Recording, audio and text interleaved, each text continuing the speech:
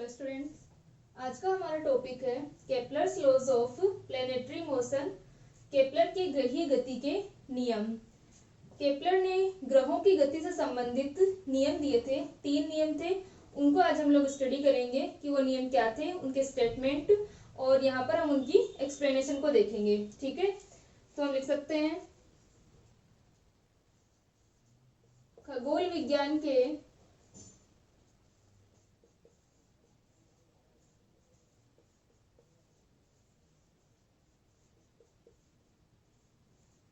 प्रेक्षणों के आधार पर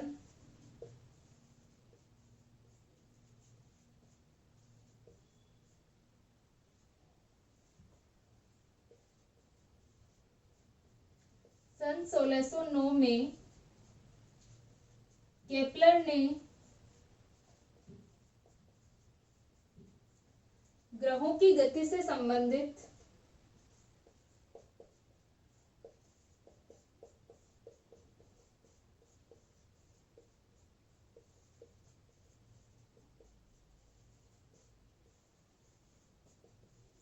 नियमों की खोज की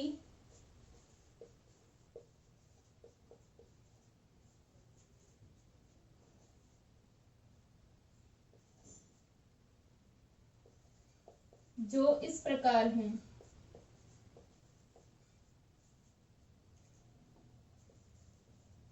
या निम्न प्रकार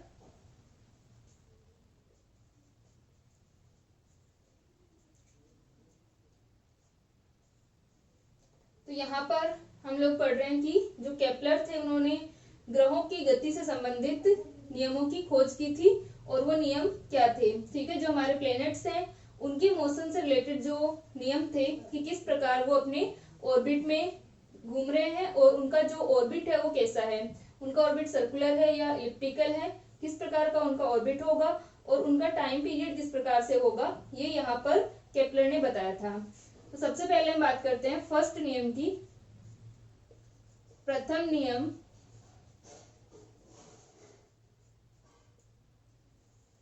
केपलर का जो प्रथम नियम था वो ग्रहों के प्लेनेट के ऑर्बिट से रिलेटेड था कि प्लेनेट का जो ऑर्बिट है वो कैसा है, इलिप्टिकल है, यानी सन के चारों ओर जब ग्रह घूम रहे हैं तो वो किस ऑर्बिट के अंदर किस प्रकार का उनका पाथ है, एक दीर्घवृत्तीय पाथ के अंदर वो घूम रहे हैं, उनका इलिप्टिकल मोशन हो रहा है। और हम जानते हैं कि इलिप्स के अंदर क्या होता है,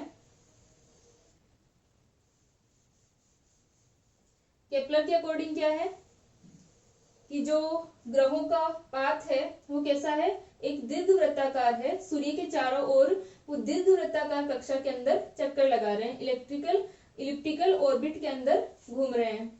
तो यहाँ पर हमें पता है कि इलिप्टिकल ऑर्बिट के अंदर क्या होता है कि 2 फोकाई होंगे। यहाँ पर अगर हम एक की बात करें तो क्या होगा, फोकस होगा। तो ये जो हमारी फोकाई होती हैं इनमें से एक पर क्या होता है, सन स्थित होगा।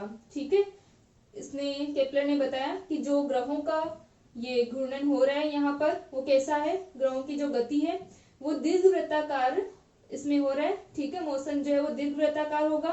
दूसरा जो सन है वो क्या होगा, इस दीर्घवृत्त की नाभि पर स्थित होगा, फोकस पर स्थित होगा। ये यहाँ पर अपने पास में क्या होगा, सन होगा।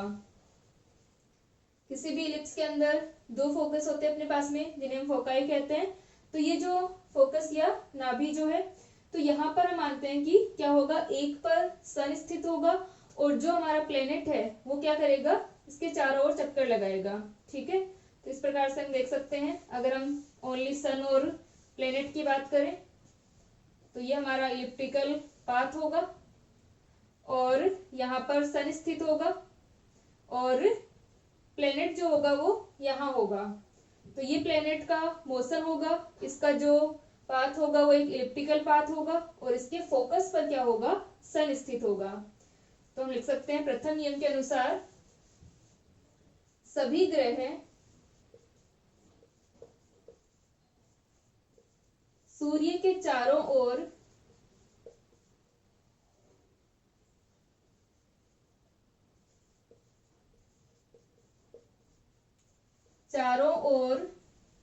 दीर्घवृत्ताकार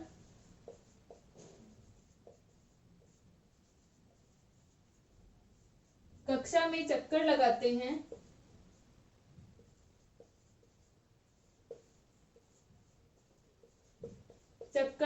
हैं तथा सूर्य इसकी नाभि पर स्थित होता है।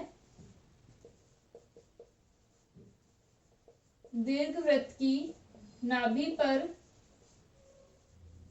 किसी भी एक फोकस पर हम लेंगे यहाँ पर,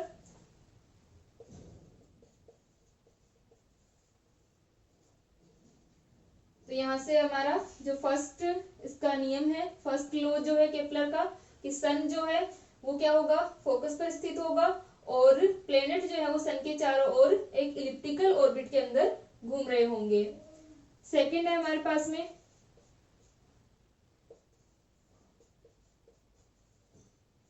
यानी यहाँ पर जो पाथ माना गया है वो कैसा है, इलिप्टिकल होगा।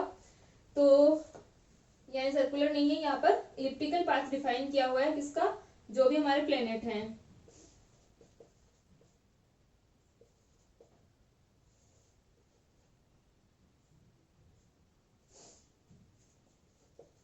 ग्रह को सूर्य से मिलाने वाली रेखा द्वारा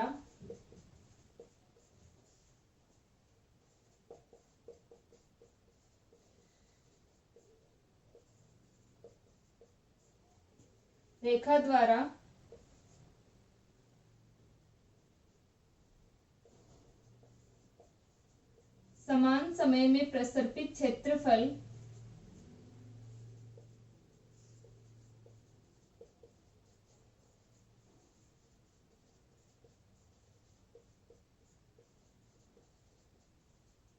समान होता है।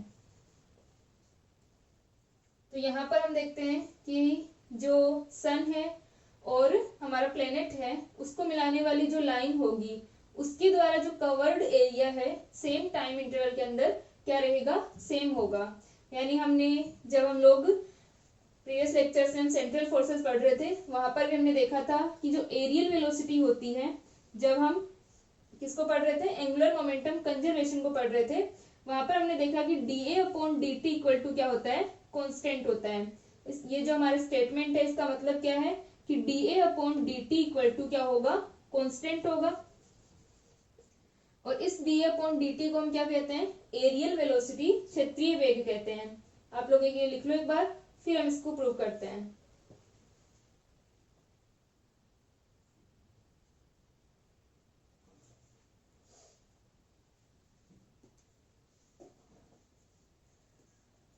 आप इसको इस प्रकार भी लिख सकते हो कि ग्रह को सूर्य से मिलाने वाली रेखा द्वारा प्रति सेकंड प्रसर्पित क्षेत्रफल स्थिर रहता है। ठीक है, इस प्रकार से भी लिख सकते हैं।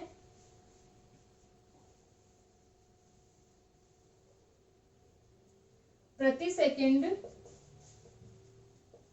अगर हम टाइम इंटरवल के हिसाब से डिफाइन करें, प्रसर्पित क्षेत्रफल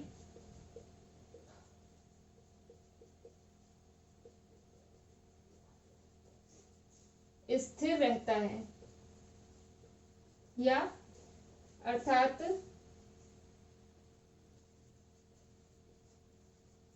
या हम कह सकते हैं कि समान टाइम के अंदर, समान टाइम इंटरवल के अंदर जो कवर्ड एरिया होगा, स्वेप्ट एरिया होगा, वो क्या होगा, सेम रहेगा, यानी कांस्टेंट होगा। dA/dt इक्वल्स टू कांस्टेंट होता है। ठीक है, इसको लिख लो।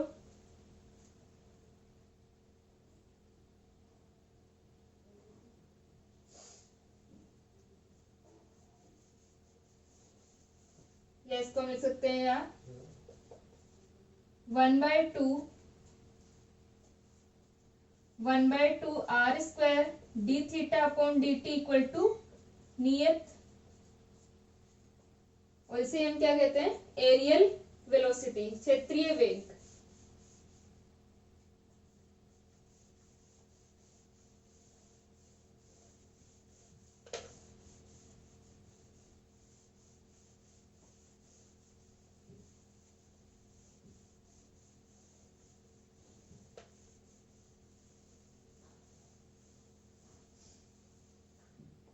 तो जो हमारा सेकेंड लॉ है इसके अकॉर्डिंग क्या होगा कि सन और प्लेनेट को ज्वाइन करने वाली जो लाइन है उसके द्वारा स्वेप्ट एरिया हमारा क्या है, कांस्टेंट है, स्थिर रहता है।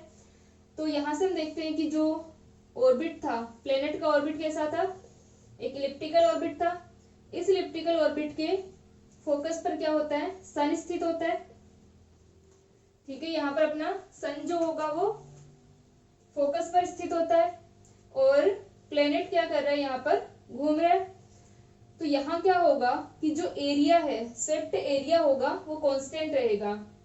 डीए बाई डी टी किसको रिप्रेजेंट कर रहा है, एरिया में चेंज की जो रेट है यहाँ पर, ठीक है, वो क्या रहेगी, कांस्टेंट रहेगी।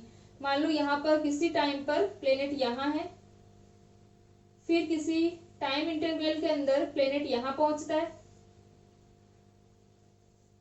टाइम इंटरवल हम क्या ले रहे हैं, ये एंगल हमारा डी थीटा है और टाइम इंटरवल हम क्या लेते हैं, कम लेते हैं, डी टी टाइम इंटरवल हमने लिया है। तो यहां से क्या होगा कि ये जो कवर्ड एरिया है, ये एरिया क्या रहेगा, कांस्टेंट रहेगा, या अगर हम टाइम इंटरवल क्या लेते हैं, सेम लेते हैं। जैसे यहां से यहां तक हमने बात की, और अगर हम ये एरिया इस तरह से लेते, यहाँ का भी अगर हमारा जो टाइम इंटरवल है वो वही होता, तो ये वाला एरिया और ये वाला एरिया क्या होगा, सेम होगा, क्योंकि प्रति सेकंड जो प्रसर्पित क्षेत्रफल है, स्वेप्ट एरिया जो है वो क्या रहता है, स्थिर रहता है, कांस्टेंट रहता है। ठीक है, अगर टाइम इंटरवल हम सेम ले रहे हैं तो क्या होगा कि समान समय अंतराल में समान क्षेत्रफल वो क्या करेगा, कवर करेगा, स्वेप्ट करेगा। ठीक है, तो इसको हम लोग थर्ड लॉ लिख लेते हैं, फिर उसके बाद में हम इसे प्रूव करते हैं कि अगर हमारे पास में जो डी अपॉन डी टी का मान आता है वो क्या आता है, कांस्टेंट आता है। जिस प्रकार हमने वहां पर एंगुलर मोमेंटम कंजर्वेशन देखा था, उसी प्रकार हम इसको प्रूव कर सकते हैं। ठीक है, तो ये ऐसा क्यों होगा, यहाँ पर अपने पास में सन और अगर हम प्लेनेट की बात करें तो हमने देखा कि जो एरिया है, ये वाला एरिया, ये एरिया, और अगर इतने ही टाइम इंटरवल की हम दूसरी जगह बात करें तो वो एरिया भी क्या रहेगा, समान रहेगा। ठीक है, यानी सेम टाइम इंटरवल के अंदर सेम ही एरिया वो कवर कर रहा है, क्योंकि जो प्लेनेट है उसकी वेलोसिटी क्या होती है, चेंज होती है। अगर वो सन के पास होता है तो उसकी वेलोसिटी क्या होती है, ज्यादा होती है, यानी वो फास्ट मोशन के अंदर होता है, और अगर सन से दूर है तो क्या होगा कि उसका जो मोशन होगा वो स्लो होगा। इस कारण वो सेम टाइम इंटरवल के अंदर क्या करेगा, सेम ही एरिया कवर करता है। ठीक है, तो यहां से हम देख सकते हैं कि जो एरिया, अगर हम यहाँ की बात करें या फिर हम इस एरिया की बात करें, एरिया क्या रहेगा, अगर हम एरिया में जो चेंज है डी अपॉन डी टी ले लें, रेट लें प्रति सेकंड, जो एरिया हम यहाँ पर निकाल रहे हैं वो कितना रहेगा, एक कांस्टेंट वैल्यू रहेगी। ये क्या था, केपलर का सेकंड लॉ था। अब हम बात करते हैं थर्ड लॉ की।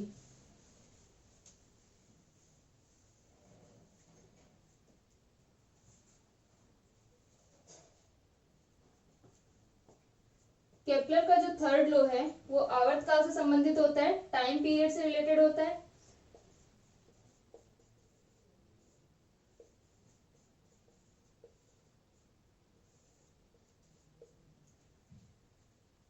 तो तृतीय नियम हमारा है, कक्षीय गति में ग्रह के,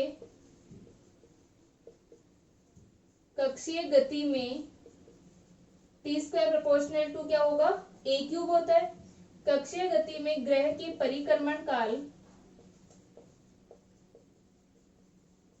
परिक्रमण काल का वर्ग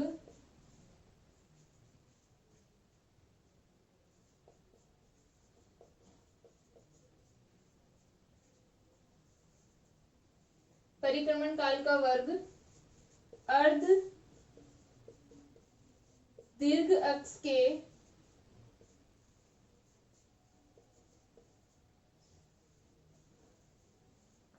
घन के समानुपाती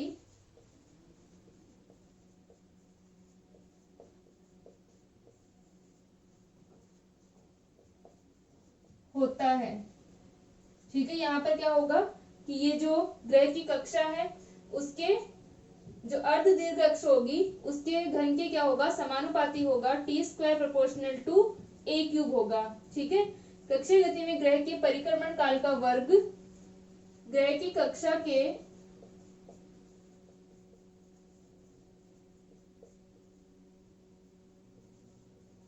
कक्षा के अर्ध दीर्घ अक्ष के घन के समानुपाती होता है, T square proportional to A cube, या हम इसे लिख सकते हैं टी स्क्वायर इक्वल टू के ए क्यूब।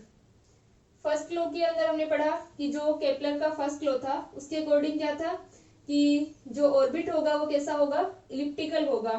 तो इलिप्टिकल ऑर्बिट के अंदर हम जानते हैं कि इलिप्स के अंदर क्या होंगी, सेमी मेजर एक्सिस और सेमी माइनर एक्सिस होते हैं।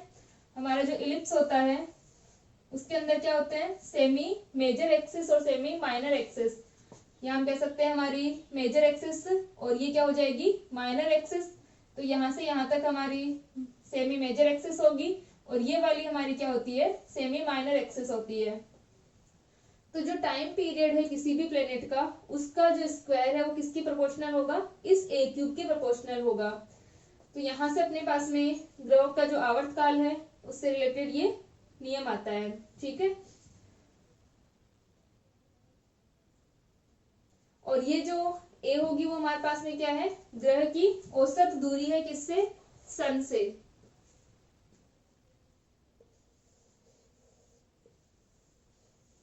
आगे हम लोग जब ग्रेविटेशनल इंटरेक्शन पढ़ेंगे वहां पर हम देखेंगे कि जो हमारा सर्कुलर या इलिप्टिकल ऑर्बिट है उसके अंदर ये लो क्या रहता है, वैलिड रहता है। ठीक है, तो ये तीनों नियम हैं किसके, केपलर के ग्रहों की गति से संबंधित नियम है, जिसके अंदर हमारा फर्स्ट लॉ ग्रह के ऑर्बिट के बारे में बताता है कि प्लेनेट का जो ऑर्बिट होगा वो इलिप्टिकल होगा।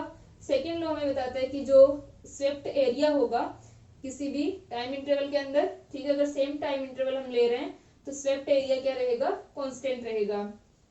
ठीक है, और थर्ड लॉ हमारा क्या है कि T square proportional to A cube होता है। ठीक है, तो अगर हम सेकंड लॉ की बात करें कि हमारे पास में क्या है,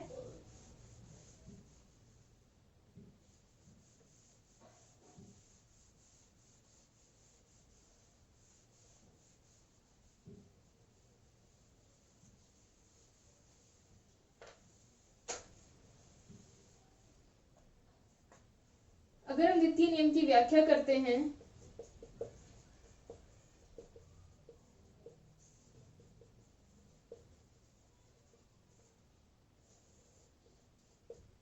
जो हमारा थर्ड नियम है, ये थर्ड लॉ जो है इसकी व्याख्या हम लोग जब ग्रेविटेशनल इंटरेक्शन पढ़ते हैं तो वहां पर हम देखेंगे कि ये वैलिड रहता है। और इसी प्रकार वहां पर जो ऑर्बिट अगर हम डिफाइन करते हैं तो जो हमारा जनरल फॉर्म आएगी वो किसकी आती है, इलिप्स की आती है। तो यहाँ से अगर हम बात करें द्वितीय नियम की व्याख्या तो हम ले लेते हैं कि हमारा जो ऑर्बिट है वो कैसा है, इलिप्टिकल है। यहाँ पर हमारे पास में एक फोकस पर सन स्थित होगा और ये हमारा क्या है, प्लेनेट है। तो इस प्लेनेट के द्वारा पहले यहाँ पर था और किसी टाइम dt इंटरवल के बाद में ये यहाँ पहुंचता है और ये जो एंगल है वो कितना है, d थीटा है। ठीक है, या फिर हम इसको इस प्रकार से डिफाइन करें,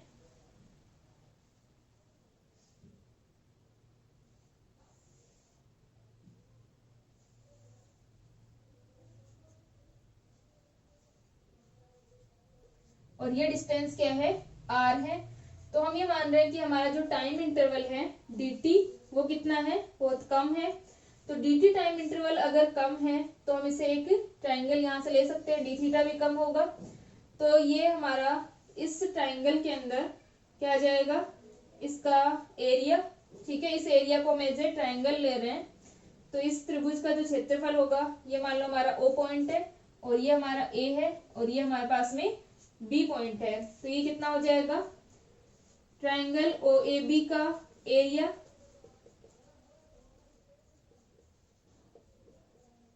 one by two OA into AB, और हमारे पास में OA का मान R है और AB का मान क्या होगा, RD थीटा होगा, क्योंकि ये आर्क है।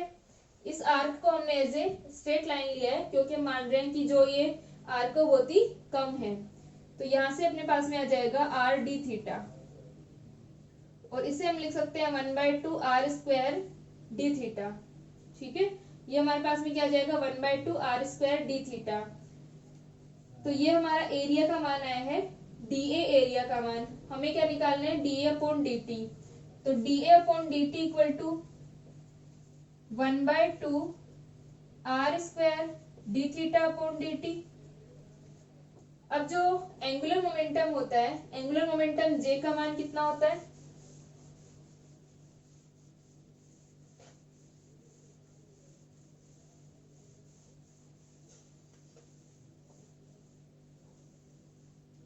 तो J equal to mr² d theta upon D t होता है। तो अगर हम j को मल्टीप्लाई से डिवाइड कर दे 2m से, तो कितना हो जाएगा? 1/2r² D theta upon D T, यही आएगा।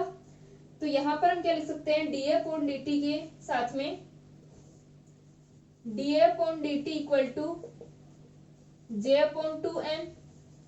और हमें पता है कि जो कोणीय संवेग होता है वो क्या रहता है? कंजर्व रहता है। एंगुलर मोमेंटम कंजर्व रहेगा। तो यहाँ से अपना अगर जे को हम कांस्टेंट मानते हैं, संरक्षित रहेगा, तो ये वैल्यू क्या होगी? कांस्टेंट होगी। तो D upon D T equal to J upon 2m equal to constant आता है। ठीक है, तो ये क्या होगा? केपलर का जो सेकेंड लॉ है वो यहाँ से देख सकते हैं कि ये वैलिड रहता है। ठीक है, तो फर्स्ट लॉ के अकॉर्डिंग इलिप्टिकल ऑर्बिट होगा, और सेकंड लॉ के अकॉर्डिंग क्या हो जाएगा? ये जो स्वेप्ट एरिया है वो स्थिर रहता है, कांस्टेंट रहता है। और थर्ड हमारे पास में कि जो टाइम पीरियड होगा वो a क्यूब के प्रोपोर्शनल होता है टाइम पीरियड का स्क्वायर। ये तीनों केपलर के लॉ हैं। अब जो केपलर के लॉ थे उसके आधार पर न्यूटन ने कुछ निष्कर्ष दिए थे, वो हम देखते हैं। ठीक है, इसको लिख लो।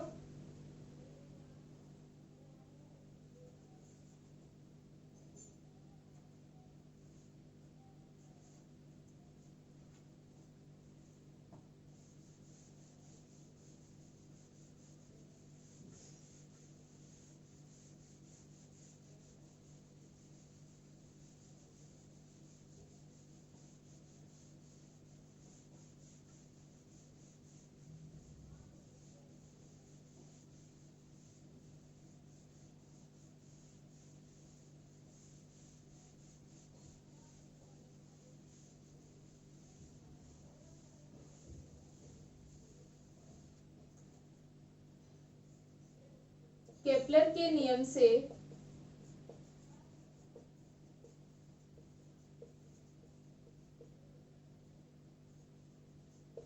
न्यूटन के निष्कर्ष।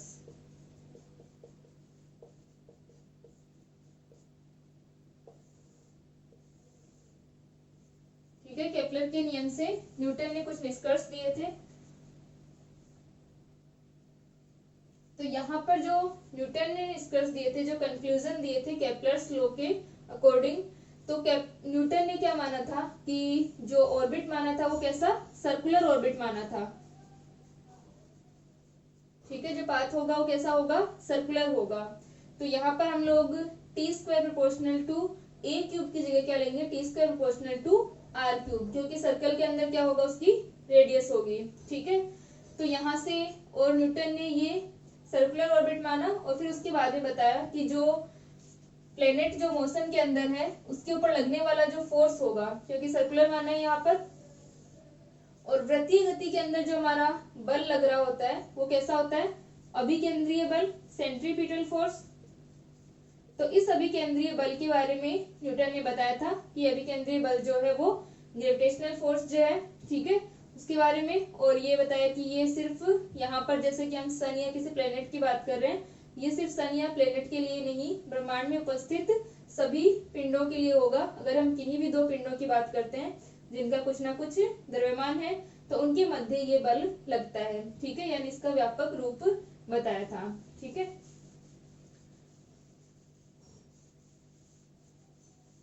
तो न्यूटन के अकॉर्डिंग क्या होगा कि यूनिवर्स में स्थित जितने भी हमारे मैसिव ऑब्जेक्ट्स होंगे सभी के मध्य क्या लगता है? ये फोर्स कार्य करता है। तो यहाँ पर न्यूटन के अकॉर्डिंग क्या था माना? यहाँ पर हम लोग डायरेक्ट लिख रहे हैं कि जो ऑर्बिट है वो सर्कुलर है, तो t² प्रोपोर्शनल टू क्या होगा? r क्यूब होगा। ठीक है, t² proportional to r cube, तो t² equal to k r cube. तो यहाँ से t² proportional to r cube और t² equal to k r cube. t equal to क्या होता है? 2π/ओमेगा। ठीक है, टाइम पीरियड कितना होता है? 2π/ओमेगा। और ओमेगा का मान हमारे पास में कितना आ जाएगा, यहां से अगर हम ओमेगा निकालें तो omega equal to omega square या फिर ओमेगा इक्वल्स टू यहाँ पर अपना आ जाएगा 2 पाई अपॉन टी। ठीक है, omega equal to 2 pi upon T, और यहाँ पर हमारा टी स्क्वायर है तो इसका हम स्क्वायर कर देते हैं, तो omega square equal to 4 pi square upon T square. ठीक है, तो यहाँ पर ओमेगा स्क्वायर इक्वल टू क्या हो जाएगा 4 pi square upon T square की हम वैल्यू रख दे, तो omega square equal to 4 pi square upon T square की जगह KR क्यूब। ठीक है, तो ओमेगा स्क्वायर इक्वल टू अपने पास में आ गया 4 pi square upon KR cube. अब जो अभिकेंद्रीय बल होता है, अभिकेंद्रीय बल F equal to M omega square R। F equal to क्या होता है, हाफ ये mv स्क्वायर अपॉन R होता है। ठीक है, F equal to mv square upon R centripetal जो फोर्स होता है।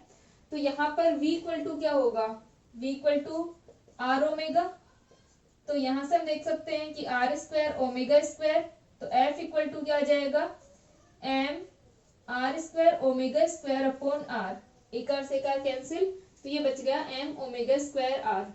ये हमारे पास में आ गया सेंट्रीपिटल फोर्स अभिकेंद्रीय बल। तो F equal to M into 4 pi square, और ये हमारा R अपॉन KR क्यूब। ठीक है, ये वैल्यू आ गई M into 4 pi square R upon KR cube. तो F का मान कितना आ जाएगा,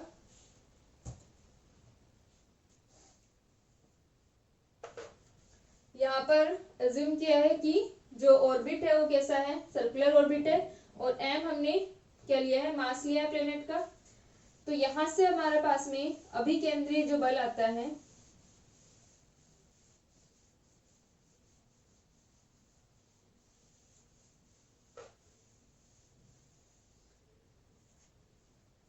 F equal to 4 pi square M, और ये एक आर से एक आर कैंसिल अपॉन K और 1/R स्क्वायर। तो ये फोर्स आता है कि जो प्लेनेट के ऊपर फोर्स लग रहा है, सन के जो वो चारों ओर चक्कर लगा रहे थे वहां पर उसके ऊपर लगने वाला जो फोर्स होगा वो ये होगा। तो इस फोर्स को न्यूटन ने डिफाइन किया कि यहाँ पर जो बल है वो क्या होगा, उसकी दिशा हमेशा सूर्य की ओर होती है। ठीक है, कि ग्रह पर लगने वाले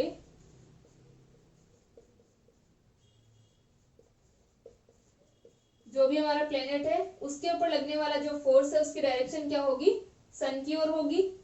लगने वाले बल की दिशा ग्रह से सूर्य की ओर होती है।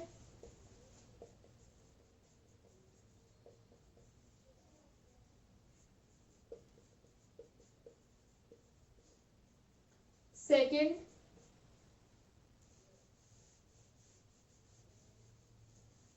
ये जो फोर्स है वो क्या होगा, अभिकेंद्रीय बल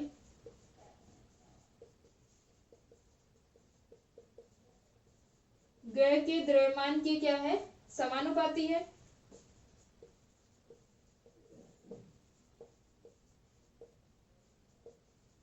समानुपाती होता है। थर्ड यहां पर क्या रहेगा कि यह बल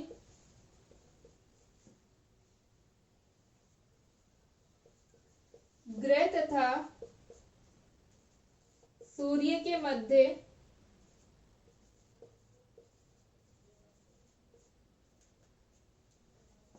दूरी के वर्ग के क्या होगा, समानुपाती होता, व्युत्क्रमानुपाती होता है। व्युत्क्रमानुपाती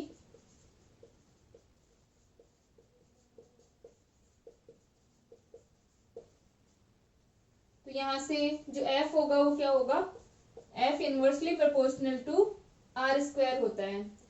और न्यूटन ने डिफाइन किया कि ये जो फोर्स है वो क्या होगा, ओनली सन या प्लेनेट के लिए ही नहीं, यूनिवर्स में जो भी ऑब्जेक्ट्स हम ले, जो भी हमारे मैसिव ऑब्जेक्ट्स हैं, उनके मध्य ये फोर्स कार्य करता है। ठीक है, इसको एक जनरलाइज किया, इसको व्यापक रूप दिया। ठीक है, तो F प्रोपोर्शनल टू यहाँ पर क्या होगा, 1/r² होता है। ठीक है, इसको लिख लो एक बार।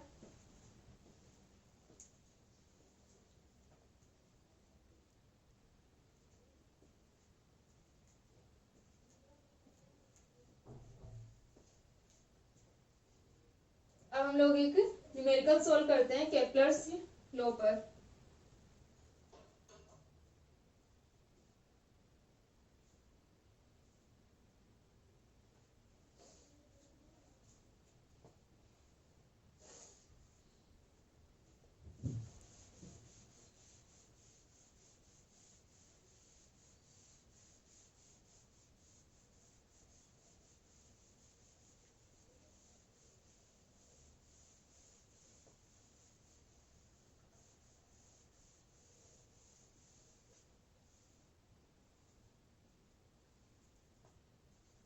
यहाँ पर औसत आ जाएगा माध्य दूरी के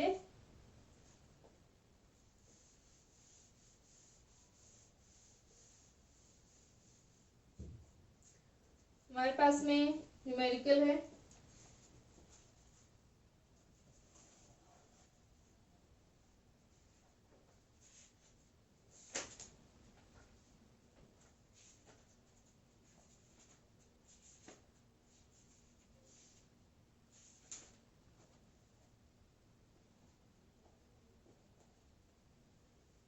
हमें दे रखा है यदि मंगल ग्रह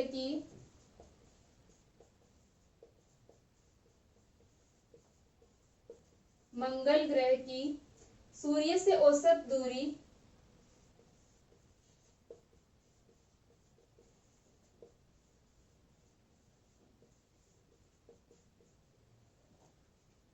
पृथ्वी की सूर्य से औसत दूरी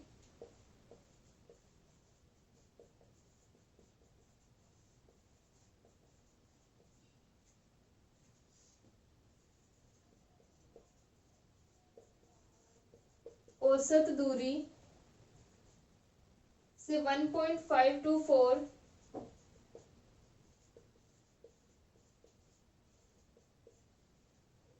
गुना अधिक है, तो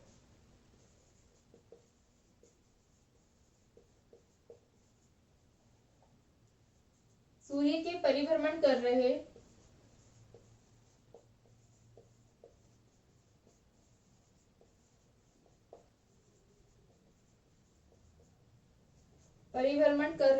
मंगल ग्रह का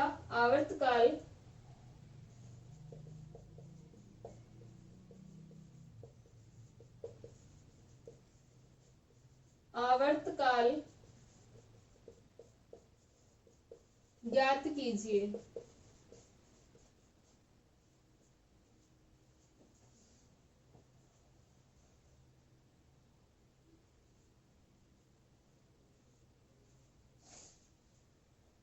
तो यहाँ पर हमको दे रखा है क्वेश्चन में कि जो हमारा मार्स प्लेनेट होगा उसकी जो सन से एवरेज डिस्टेंस है वो क्या है, अर्थ की सन से एवरेज डिस्टेंस से 1.524 ज्यादा है। ठीक है, 1.524 टाइम्स ज्यादा है।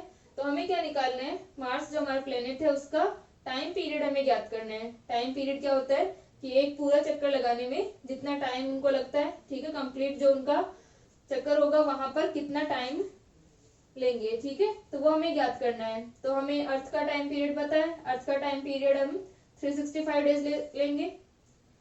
तो यहाँ पर हमारे पास में जो Rm/RE का मान दे रखा है वो क्या दे रखा है, 1.524 दे रखा है। ठीक है, कि Rm जो है, Rm यहाँ पर क्या है, मार्स की सन से जो एवरेज डिस्टेंस है अपॉन RE जो है अर्थ की डिस्टेंस है। तो अर्थ की डिस्टेंस से 1.524 टाइम्स अधिक है ये। तो Rm/RE इक्वल टू 1.524 हमारे पास में है। अब जो केपलर का थर्ड लॉ है, केपलर के थर्ड लॉ से क्या,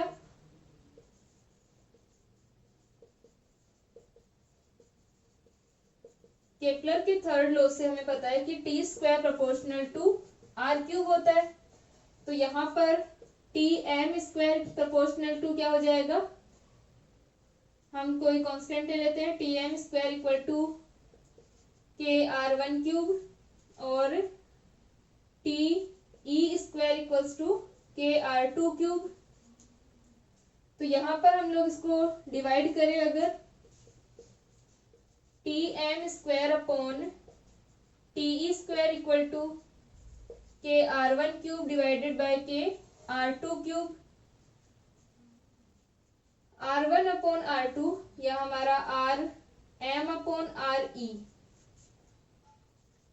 are M upon R E का मान हमारे पास में है और टीई का मान कितना होगा 365। ये वैल्यू हम इसके अंदर रख दें तो T M square equal to R M upon R E का क्यूब और टीई का स्क्वायर। तो यहां से हमारी सारी जो वैल्यूज हैं वो उनको हम पुट कर दें इसमें। तो T M square equal to 1.524 और टीई का स्क्वायर 365। इसका हम क्या ले लेंगे, अंडर रूट लेते हैं। तो हमारे पास में टी एम का मान आता है T M equal to 686.7 days. ठीक है, यहाँ पर हम जब सारी वैल्यूज रखेंगे टी एम इक्वल टू हमारा हो जाएगा इसका रूट।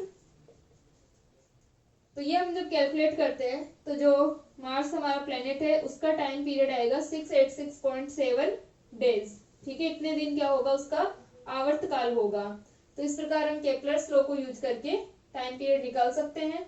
और अगर हमें वेलोसिटी दी हुई हो, ठीक है, तब भी हम लोग यहाँ पर वैल्यू निकाल सकते हैं, टाइम पीरियड अगर हमसे पूछा हुआ हो। तो नेक्स्ट लेक्चर के अंदर हम लोग ग्रेविटेशनल इंटरेक्शंस को पढ़ेंगे और उनके अंदर हम देखते हैं कि केपलर्स लॉ जो है वो वैलिड रहते हैं। ठीक है, नेक्स्ट लेक्चर में हम इसको कंटिन्यू करते हैं।